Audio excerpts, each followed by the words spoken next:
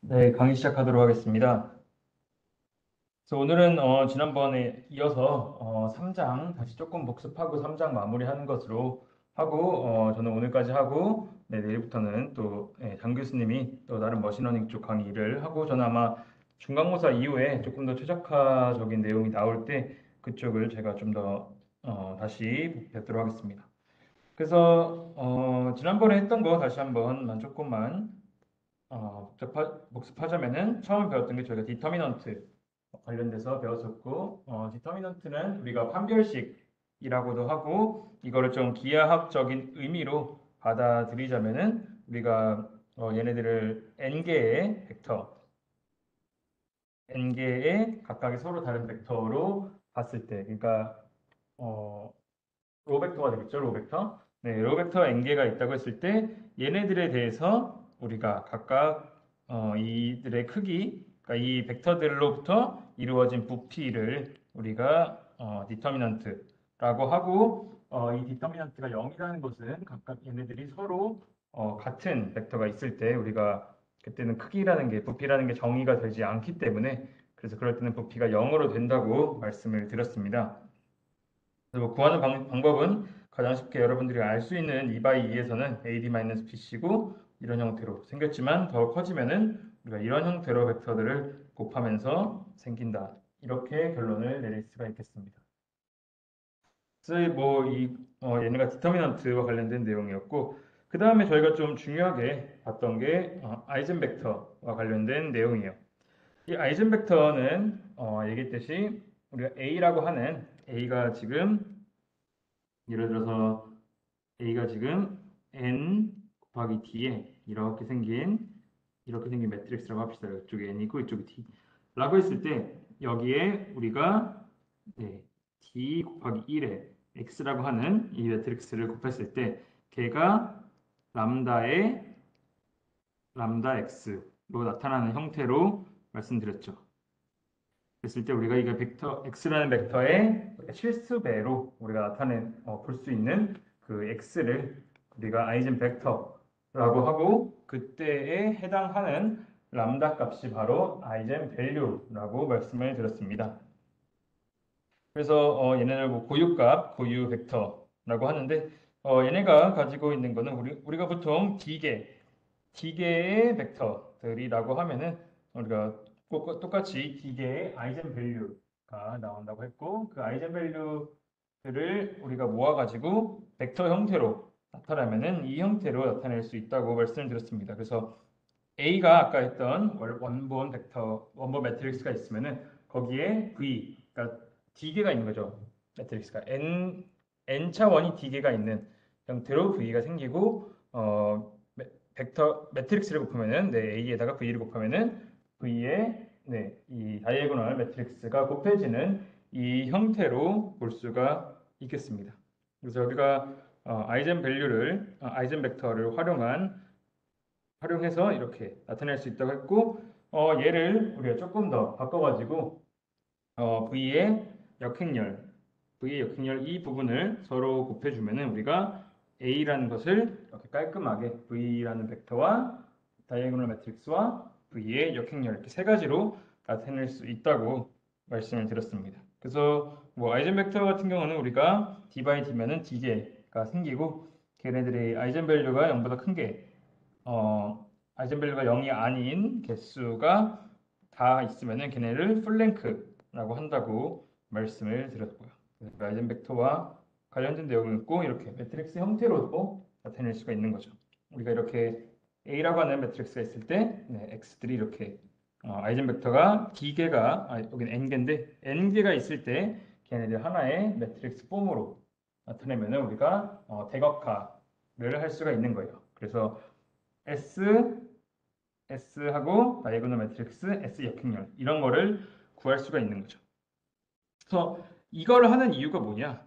이걸 하는 이유를 살펴보면은 이 A라는 게 결국 행렬이잖아요. 그렇죠? 행렬을 우리가 뭐 뒤에서 좀 배우겠지만 마코프 체인이라는 형태로 우리가 행렬을 뭐 두 번, 세 번, 네 번 계속 곱해야 하는 상황이 있어요. 이때 우리가 예를 들어서 A의 100승을 구한다고 해봅시다. A의 백승. 그럼 A의 백승을 구하려면은 우리가 그냥 A라는 매트릭스 100번 곱하는 건 굉장히 비효율적이겠죠. 그렇죠. 근데 A의 백승이라는 거는 우리가 봤듯이 S 그리고 다이아고널 매트릭스 X의 극렬 이거의 백승이랑 마찬가지며 얘를 해보면은 S 다이아고널 S 역행렬 S 다이아고널 S 역행렬 이렇게 쭉 가겠죠. 100번. 그거는 S와 다이아고널 매트릭스의 백승 그리고 S의 역행열이 됩니다. 그래서 우리가 S를 구할 수 있다면은 A의 백승과 같은 이러한 연산들을 굉장히 또 효율적으로 구할 수가 있는 거예요.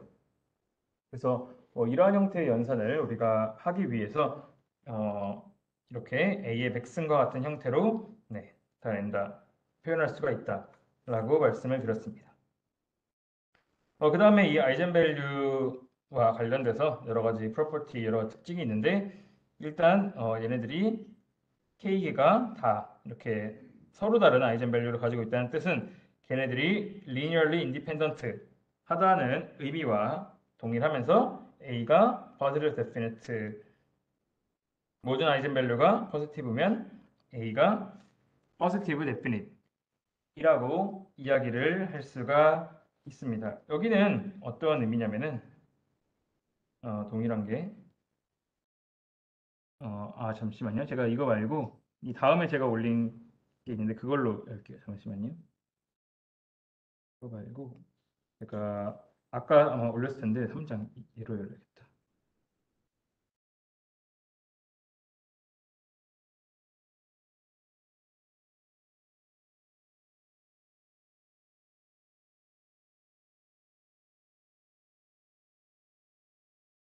네, 이 파일로 다시 좀 열겠습니다. 네, 이 파일도 여기까지는 동일한데 아까지는 계속 동일한데 제가 중간에 몇 개를 조금 추가를 했어가지고요. 네, 그래서 여기까지. 근데 우리가 A가 positive definite 하다는 것과 아이젠밸류가 positive 하다는 게 동일하다는데 여기서 일단 positive definite라는 용어를 보시면은 얘는 뭐냐면은 우리가 어떤 이 아래 바로 아래에 정의가 나오는데 어떤 형태든 논제로 벡터 x가 있다고 해봅시다. x라고 하는 벡터가 있다고 했을 때 A가 지금 우리가 D 곱하기 D이고요. X는 그러면은 D 곱하기 1이고 X 트랜스포즈는 1 곱하기 D 형태의 매트릭스가 생겼겠죠. 이렇게 생겼을 때 우리가 이 값이 항상 0보다 큰 경우 항상 0보다 큰 경우 이 경우 우리는 positive definite 하다고 이야기를 합니다.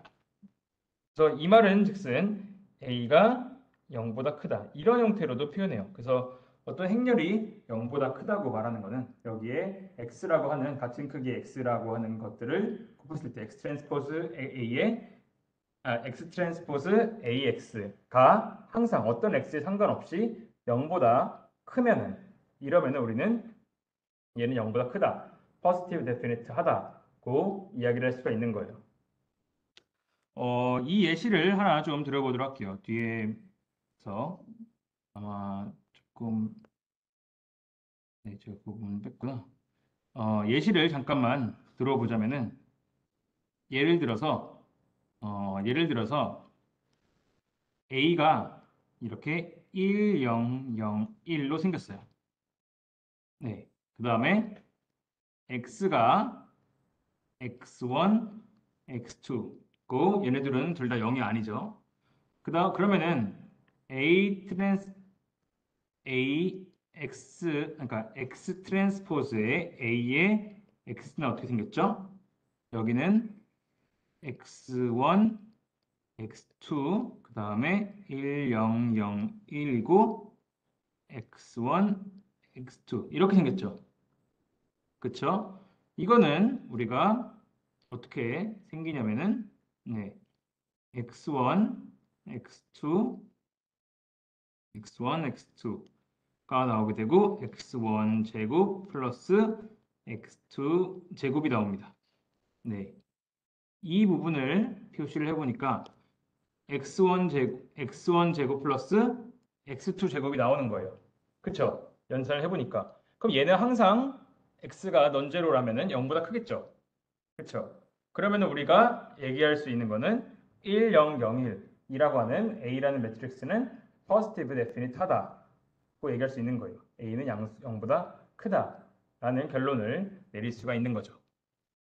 뭐 예를 들어서 또 좀 바꿔보면은 네, 그렇지 않은 경우도 쉽게 발견을 할 수가 있습니다. 그래서 이렇게 나온 경우가 positive definite한 매트릭스고 positive semi definite 이라는 거는 우리가 definite한데 조금 약한 거잖아요. 걔는 0보다 크거나 같을 때 얘네가 바로 네, positive semi definite한 경우라고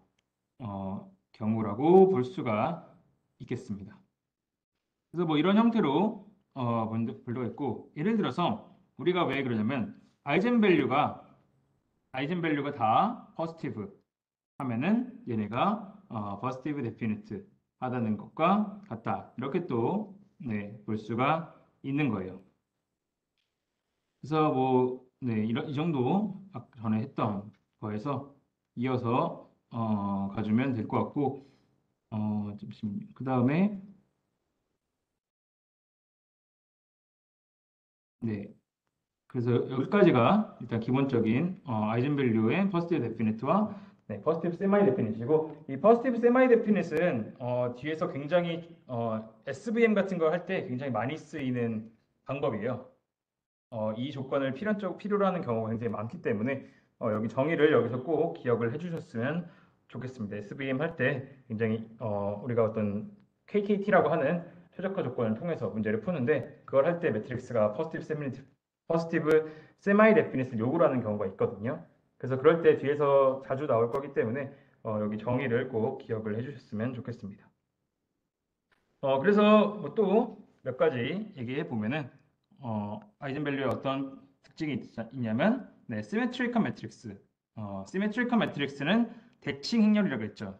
좌우 대칭 시메트리컬 매트릭스라는 게 AT는 A 형태라고 하는데 얘 같은 경우는 우리가 뭐 버스트웨이브 데피니트인데 그 경우는 아이젠밸류가 다 양수인 경우는 우리가 시메트릭 매트릭스 퍼스티브 세마이 데피니트를 만족한다.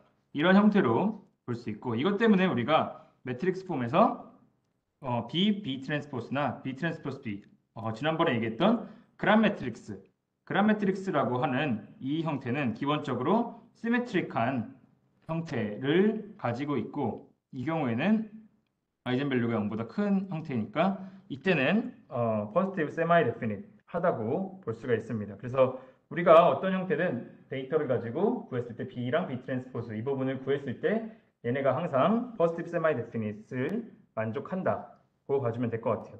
그래서 이 조건 때문에 나중에 뒤에서 배울 SVM에서 우리가 활용할 수가 있는 거고요.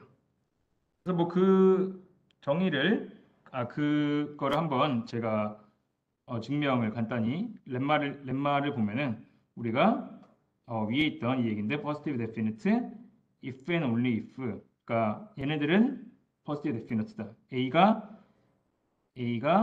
이렇게 된다.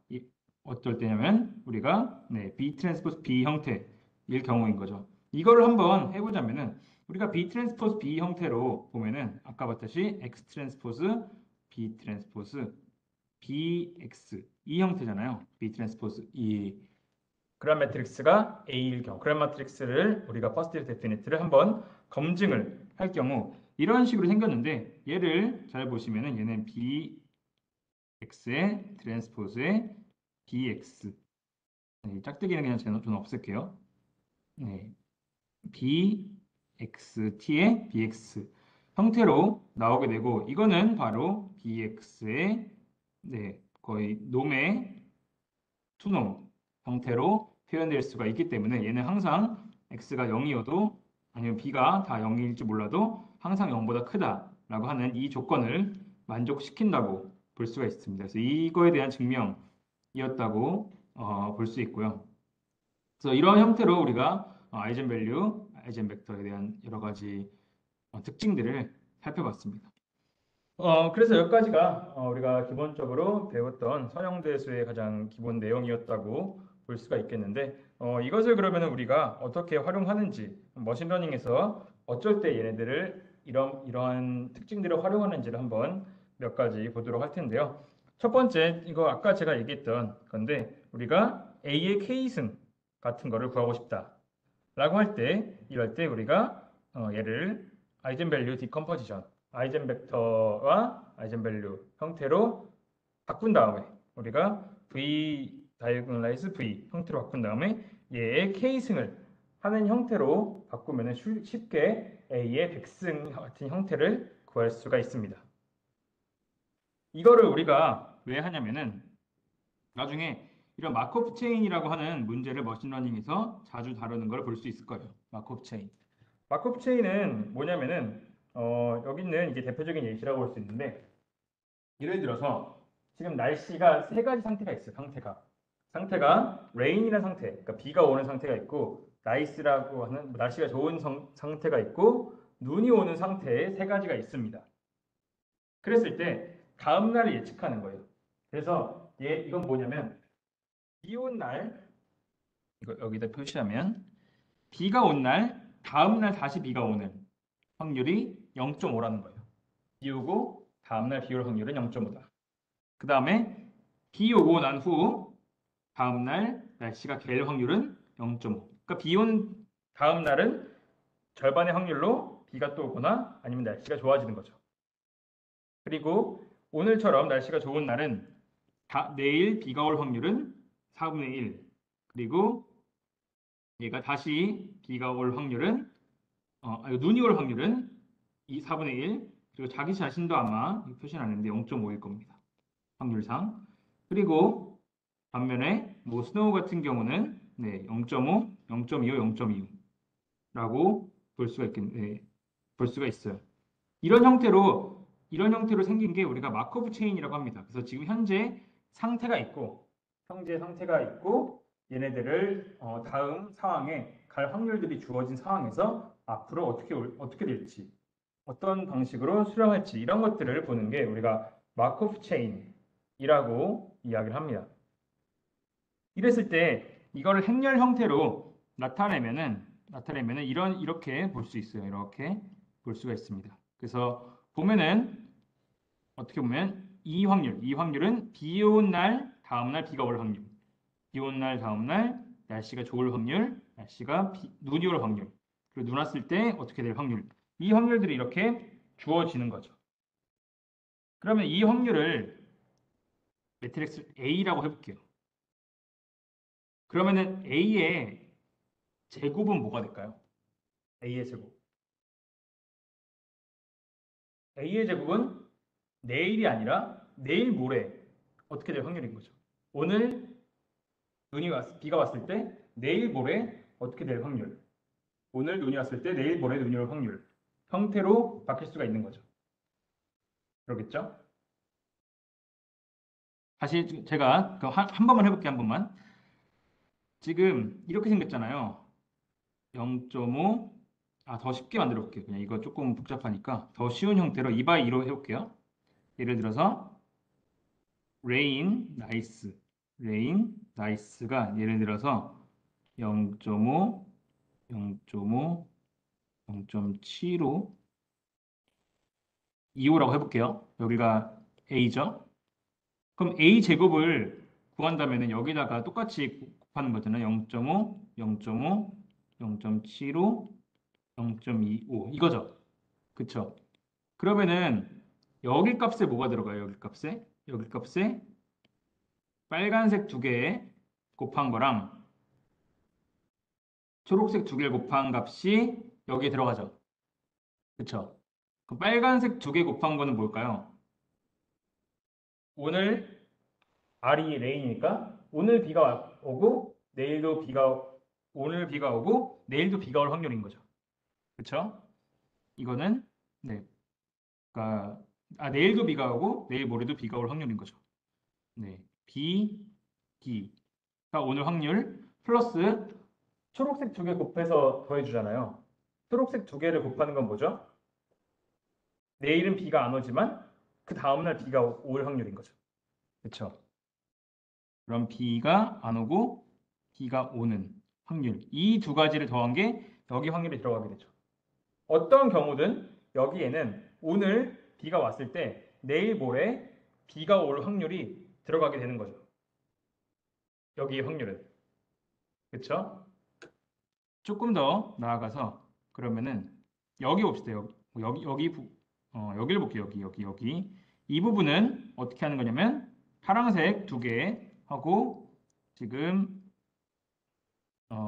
주황색을 곱하는 건데 파란색 두 개는 뭐죠? 여기는 파란색 두 개는 비가 오고 내일 비가 오고 내일 모레 비가 안 올 확률인 거죠. 오늘 비가 왔을 때. 반면에 노란색 두 개는 오늘 비가 오고 비가 안 오고 그 다음에 또 비가 안 올 확률인 거죠. 그렇죠? 어찌됐든 여기는 오늘 비가 왔을 때 내일 모레 비가 안 올 확률인 거죠. 그렇죠? 그래서 A의 제곱을 표현해 보자면은 A의 제곱이라고 하는 A 제곱이라고 하는 거는 2일기 날씨를 예측하는 매트릭스라고 볼 수 있는 거죠. 하루 예측하는 문제는 A였고 A 제곱은 2일기죠. 그럼 A의 백승은 100일 뒤의 날씨를 볼 수가 있겠죠. 그렇죠? 이런 형태로 본다고 볼 수 있는 거예요. 네. 그래서 이거를 마르코프 체인이라고 이야기를 하고 굉장히 머신러닝에서도 여기저기 많이 쓰는 방법 중에 하나고 여러분들도 논문을 보다 보면은 자주 접하게 될 텐데 이런 것들을 볼 때 우리가 연산할 때 쉽게 할 수가 있다 이렇게 볼 수가 있습니다. 그래서 이런 마크업 체인을 계산할 때 우리가 아까 얘기했던 아이젠밸류 디컴포지션을 쓸 수 있다고 볼 수 있고요. 그 다음에 두 번째로 여러분들이 활용할 수 있는 대표적인 예시 중에 하나가 dot product similarity matrix라는 건데 우리가 D라고 하는 n 곱하기 D의 매트릭스가 있다고 해봅시다. 그랬을 때 DD 트랜스포즈를 곱하면은 DD 트랜스포즈를 우리가 S라고 하는데 이 S라고 하는 거는 우리가 차원을 생각하면 n 곱하기 n의 매트릭스죠. 그렇죠? D가 n 곱하기 D니까 n 곱하기 D, D 곱하기 n이 되니까 n 곱하기 n이 되겠죠? 그렇죠? S는. 그랬을 때 그럼 이 S라는 것을 좀 유심히 살펴보면은 n이 지금 데이터의 개수잖아요. 항상. 그렇죠? 그럼 데이터의 개수가 한 축이 되고 이쪽도 데이터의 개수죠. 그럼 얘는 어떤 형태로 우리가 인식을 할 수가 있냐면은 n 곱하기 n 형태라고 보면은 우리가 similarity matrix라고 볼 수가 있는 거예요. similarity matrix. 생각해 봅시다. S를 생각해 보면은 여기가 n이고 여기가 n이잖아요. 개수가. 그러면은 이 값은 뭐죠? 자기 자신에 대한 대적값이죠. 자기 자신이 되는 거죠. 그렇죠? 다시 D 형태가 이렇게 생겼다고 해볼게요. x1, x2, xn 벡터라고 해봅시다. 벡터 하나는 이렇게 가로로 길게 생긴 이 벡터들의 모임이 D라고 해봅시다. 그러면은 우리가 S를 한번 볼까요? S를 보면은 여기 가장 첫 부분 여기에는 x1과 x1의 내적이 되겠죠. 그쵸? 여기는. 그럼 그 다음에 여기는 x1과 x2의 내적이 되겠죠. x1과 x2. 이 형태로 우리가 S라고 하는 매트릭스가 결국 생길 거 아니에요. S라고 하는 매트릭스는. 그러면은 이 각각의 내부에 있는 이 값들이 우리가 어떻게 보면은 걔네들끼리의 나 프로덕트 형태로 쭉 생긴 거라고 볼 수 있는 거죠. S의 i j번째는 xi와 xj 간의 나 프로덕트라고도 볼 수가 있습니다. 그러면은 얘가 어떤 의미냐면은 이 내적이라는 값은 어떻게 보면은 우리가 similarity로도 볼 수 있어요. 내적이. 제가 그 코사인을 계산하면은 우리가 얘네들이 얼마나 비슷한지 볼 수 있다고 했잖아요. 그렇죠? 그래서 우리가 지금 여기서 내적을 활용했지만 얘네들끼리의 내적 값들로 표현할 수가 있는 거예요. 우리가 D 트랜스포즈를 하면은. 그러면 이거를 우리가 조금만 더 바꿔봅시다. 제가 지난번에 얘기했지만 우리가 이너 프로덕트라는 게 다양한 형태로 정의된다 했잖아요. 대적이라는 게. 지금 이건 다 프로덕트 점곱 하나만 계셨지만 다양한 형태의 곱들이 있다고 했죠. 그러면은 우리가 다 프로덕트가 아니라 다양한 형태의 거리를 측정하는 그런 이너 프로덕트를 정의한 다음에 걔네들을 활용해서 우리가 D 트랜스포즈를 만들었다고 해볼게요. 그러면은 우리가 S라는 게 어떻게 생기냐면은 얘는 SII는 네, I의 크기 그냥 이렇게 볼 수 있는데 IJ는 XI와 XJ의 similarity 라고도 볼 수 있는 거예요. 우리가 이 다 프로덕트라는 게 어떻게 보면은 우리가 얼마나 유사한지를 볼 수 있는 지표처럼 쓸 수 있다고 했는데 걔를 만약 우리가 내적을 이러한 형태로 내적을 구했을 때 얘는 누가 봐도 x랑 y랑 비슷하면 비슷할수록 가까우면 0이 되고 가까우면 1이 되고 커지고 뭐 서로 다르면은 주는 형태. 이런 형태로 우리가 어떤 거리라는 개념을 하면은 얘네들이 각각 xi랑 xj가 얼마나 가까운지 형태로 매트릭스를 표현할 수가 있습니다. 그래서 이거를 우리가 similarity 매트릭스라고 구할 수가 있는데 이건 기본적으로 D 트랜스포즈 이런 형태로 구한다고 볼 수 있어요. 그럼 이거를 왜 하냐면은 바로 여기는 이 식이 여러분들이 배우게 될 SVM 커널 SVM에서의 각각의 커널 매트릭스라고 볼 수 있어요. 어떤 각 데이터 포인트들끼리 얼마나 가까운지, 얼마나 유사도를 갖고 있는지를 형태로 나타낸다고 볼 수가 있습니다. 그래서 여기를 다시 한번 조금 보자면은 이거를 우리가 피처 스페이스, 커널 공간으로 볼 수 있는데 이 커널 공간이라는 게 왜 필요하냐면은 우리가 왼쪽에 있는 이 형태에서 우리가 빨간색 데이터와 파란색 데이터를 우리가 일직선으로 구분하고 싶어요. 근데 이때 예를 들어 로지스틱 리그레션을 활용해서 왼쪽을 구분하고 싶어요. 일직선으로. 근데 불가능하잖아요. 그럼 이런 것들을 굉장히 고차원으로 바꾸면은 우리가 오른쪽처럼 일직선으로 데이터들을 구분할 수가 있거든요. 이럴 때 필요한 게 우리가 원래 있던 데이터를 훨씬 더 고차원으로 늘려가지고 그 안에서 구분할 수 있는 선을 찾는 게 훨씬 더 효율적이에요. 그래서 지금 이 아까 봤던 S라고 하는 DT라고 하는 얘는 어떻게 보면은 우리가 원래 있던 데이터 N 곱하기 D 형태의 D 차원의 매트릭스를 어떻게 보면은 우리가 N 곱하기 N으로 바꿨다고도 볼 수 있는 거죠. 각각의 샘플에 대한 표현 방식을. 그러니까 각각 데이터들끼리 얼마나 가까운지를 통해 가지고 이 데이터를 새롭게 정의를 할 수가 있는 거예요. 그러면은 우리가 어떻게 보면 차원이 더 증가된 복잡한 차원에서의 정의가 됐고 여기에서 작용할 수 있는 그런 함수들을 구하면은 굉장히 고차원에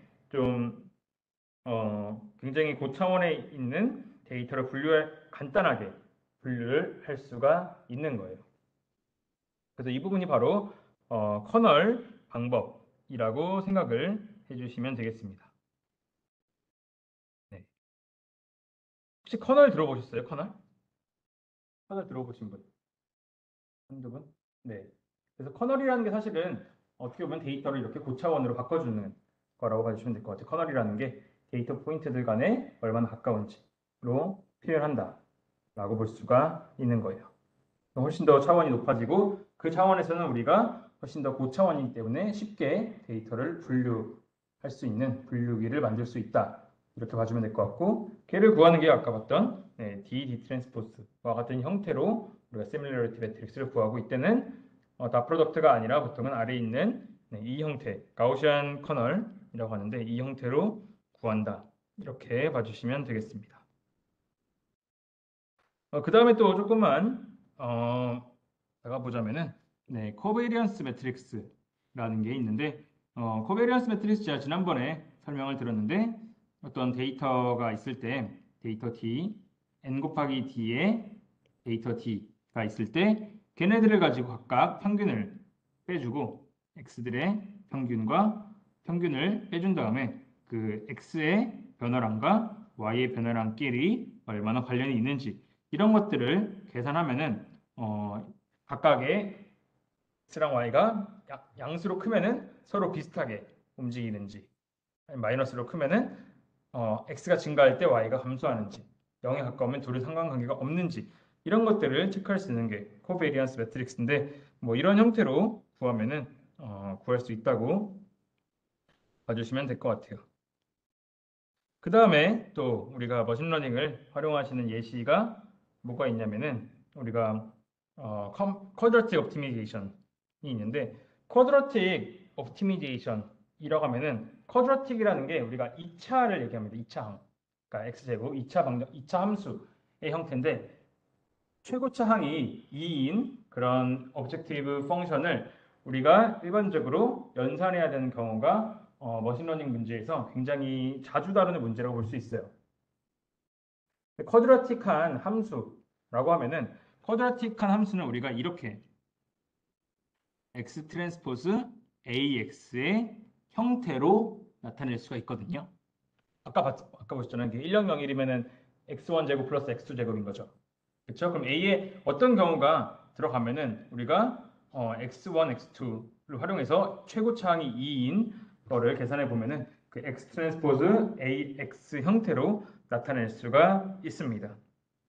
그래서 이거는 그러면은 보통 어떻게 생겼냐면 가운데 있는 A가 뭐 컨벡스한지 A가 이 볼록한지 오목한지 이런 것들을 판단해 가지고 우리가 어디에 최저값이 있을까 가장 좋은 값이 있을까 이런 것들을 판단하는데 쓰인다고 볼 수가 있어요. 그래서 이 쿼드라틱 옵티미제이션이 뒤에 있는 여러 가지 우리가 보통 계산할 때 2차 근사를 많이 쓰는데 그때 필요한 내용이라고 봐주시면 되겠습니다. 그래서 우리가 걔네가 x와 y가 이런 공간에 있을 때 어느 지점에 있어야지 얘네가 최소값인지 최대값인지 이런 것들을 푸는 문제를 볼 텐데 이런 경우 옵티미제이션을 활용해서 머신러닝 문제를 풀 수 있다. 이렇게 결론 내릴 수가 있겠습니다. 그래서 여기까지가 간단한 우리가 지금까지 왜 선형대수를 활용했고 이거를 옵티미제이션 관점에서는 어떻게 쓸 수 있는지에 대한 정보였다고 봐주시면 될 것 같아요. 네, 여기까지 혹시 질문 있으세요, 여러분들? 네. 다 좀 이해되시나요? 네. 그래서 여기서 이 3장에서 가장 중요한 거는 아까 아이젠밸류, 아이젠벡터라고 봐주시면 될 것 같아요. 네. 그 다음에 제가 지난번에 조금 빨리 설명했는데 이 PCA에 대해서 다시 한번 조금 설명을 하고 마치도록 하겠습니다. 지난번에 좀 빨리 나와가지고 이해가 힘들었을 것 같은데 일단 설명을 해드리자면은 PCA는 어떨 때 쓴다 그랬죠? 용도가 PCA는 데이터의 차원을 감소하는 거죠. 데이터 차원을 감소할 때 쓰이는 게 PCA라고 말씀을 드렸습니다. 그래서 이 PCA가 아이젠벡터와 굉장히 밀접하게 관련이 있어서 제가 지난주에 설명을 했는데 데이터의 디멘션 리덕션에 쓰인다고 볼 수가 있는 거예요. 영어로는 디멘션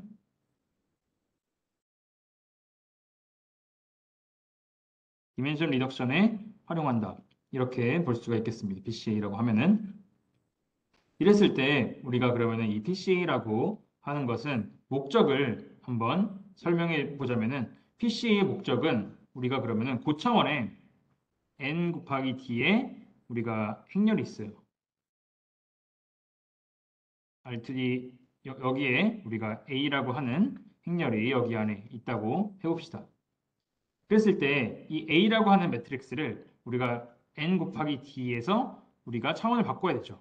그래서 n 곱하기 2로 한번 2차원으로 한번 Alt-D d에서 Alt-D n 2로 바꾼다고 해볼게요. 우리가 그러니까 D차원에서 2차원으로 한번 내린다고 한번 생각을 해볼게요. 차원을. 그 말은 우리가 어떤 A라는 데이터를 2차원으로 확 줄여야 하는 건데 그거는 어떻게 보면은 A를 2차원으로 정사용한다 라고 볼 수 있는 거죠. 그렇죠? 우리가 뭐 제가 지금 3차원에 있지만 2차원으로 쏘면은 1차원, 2차원으로 보이잖아요. 이 빛으로 정사용을 하면은. 그래서 데이터를 정사용하는 거라고 생각을 해주시면 될 것 같아요. 그래서 지난주에 있었던 내용, 예를 들어서 우리가 2차, 어디였죠?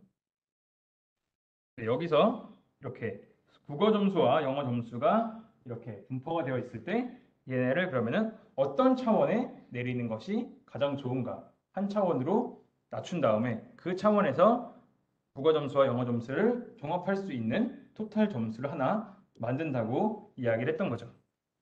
그렇죠? 그러면은 우리의 목적이 여기서 이제 바뀌게 되는 거예요. 여기서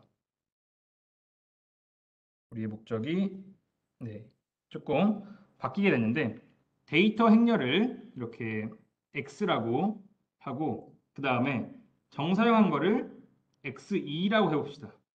그래서 2라고 하는 것은 d 곱하기 1의 행렬이고 이거는 지금 1차원인데 x를 n 곱하기 1의 1차원으로 낮추는 것을 단위 벡터 2라고 해볼게요. 그래서 결국 우리는 2라고 하는 단위 벡터 어떤 한 가지 벡터였으면 2라고 하는 벡터로 d차원을 낮춰주면은 x2를 하면 1차원으로 바뀌잖아요. n 곱하기 1로. 그러면은 모든 벡터들을 하나의 차원으로 나타낼 수가 있고 이거는 우리가 데이터의 디멘션을 줄였다라고 이야기를 할 수가 있는 거죠. 그렇죠?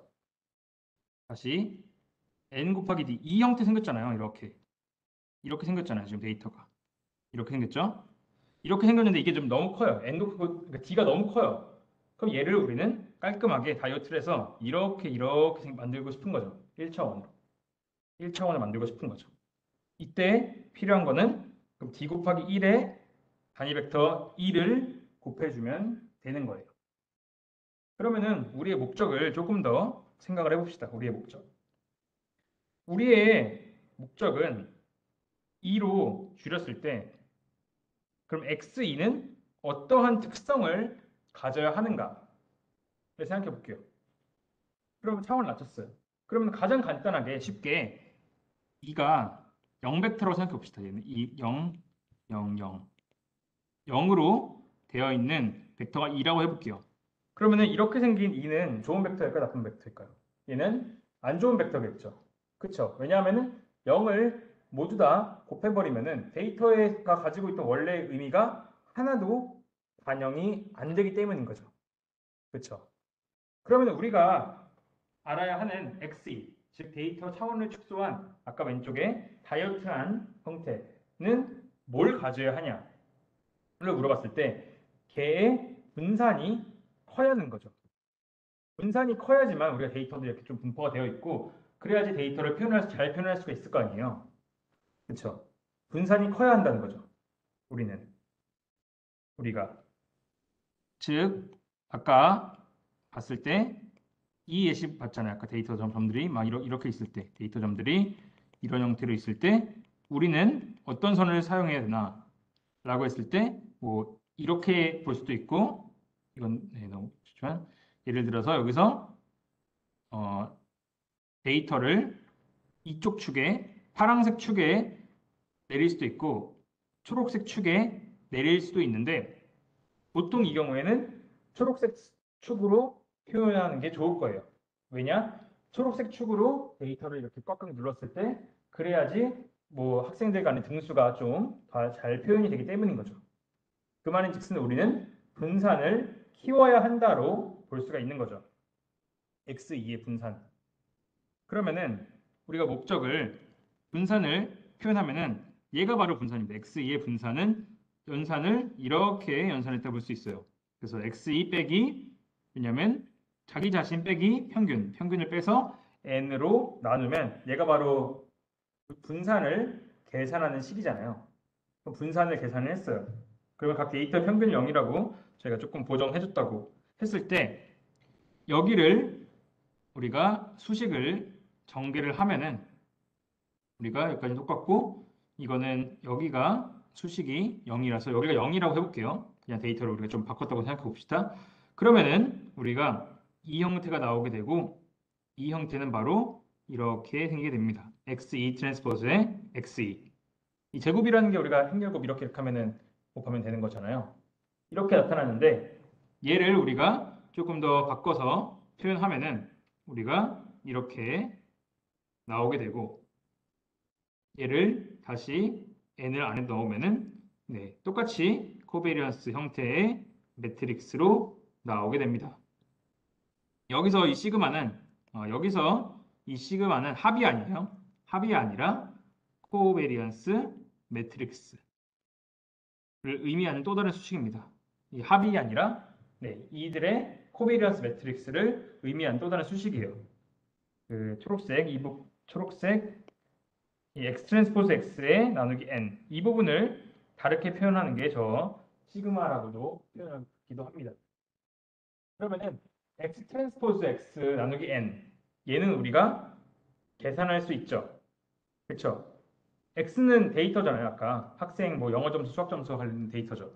그럼 데이터 트랜스포즈 x에서 n으로 나눌 수가 있는 거잖아요. 그러면은 우리의 목적은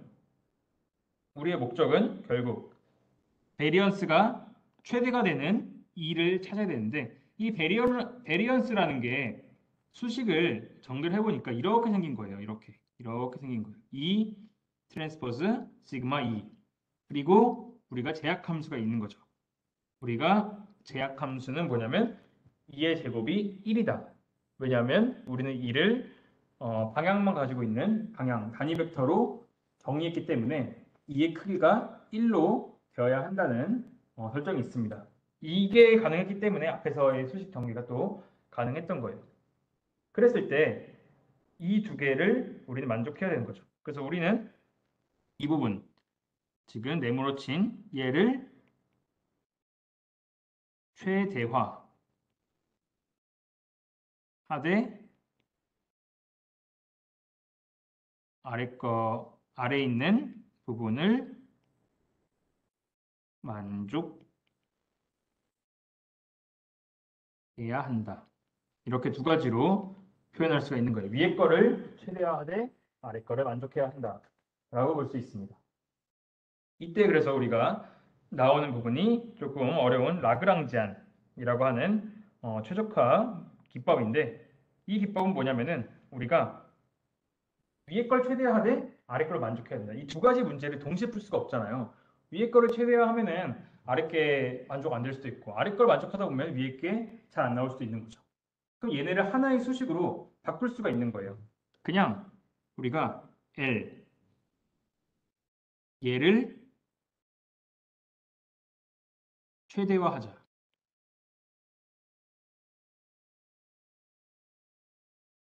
라는 문제로 바꿉니다.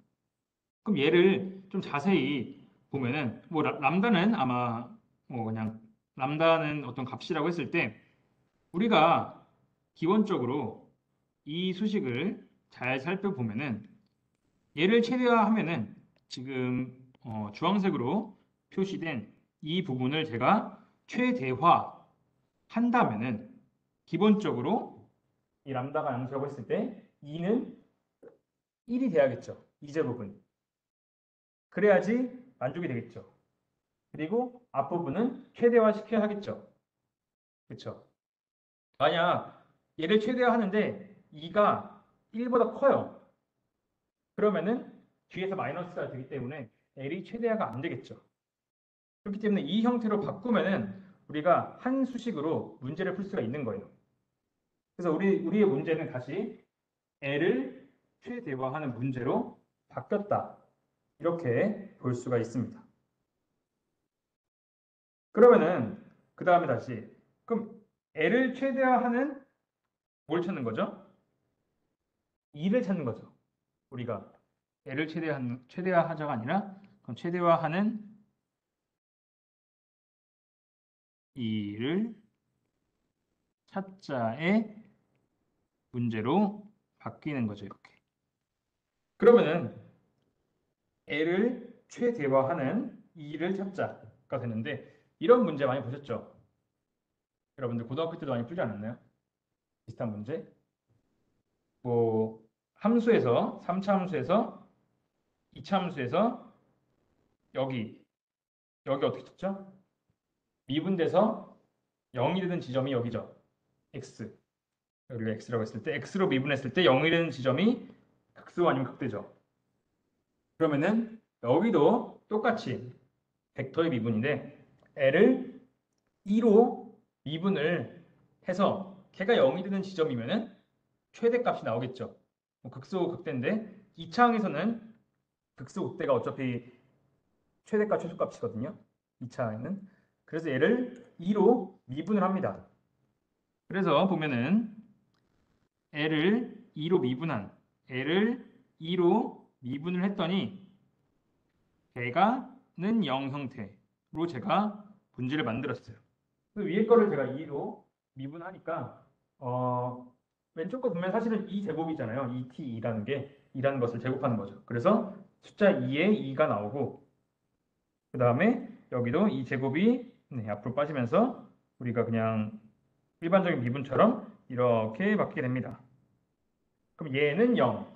이걸 만족하는 2가 결국 우리가 찾고자 하는 정사형 2였던 거고 얘를 넘기면은 우리에게 익숙한 이 형태가 나오게 됩니다. 즉 얘는 우리가 앞에서 했던 우리의 그 아이젠벡터를 구하는 수식과 동일한 거죠.